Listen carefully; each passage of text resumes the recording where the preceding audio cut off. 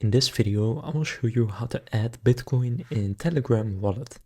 To do this, just go and open up your Telegram wallet and then click on More Assets from the home screen right here.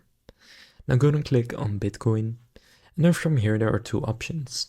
First, if you want to deposit from a different wallet, then you want to click Receive, and then from there you can then select the network you want to transfer on, and you will then find your wallet address, which you can paste in on the other wallet that you were sending from in order to deposit it into your Telegram wallet. Now the other option is to buy it directly with your fiat currency, so that can be Euro, US dollar, British pound, etc. And if you would like to do that, then you just need to click Add Crypto, and then from there you can choose how much you want to buy and how you want to pay for it.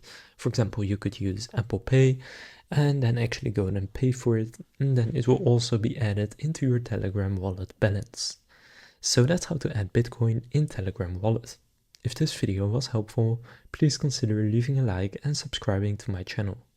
With that being said, I will see you in the next video.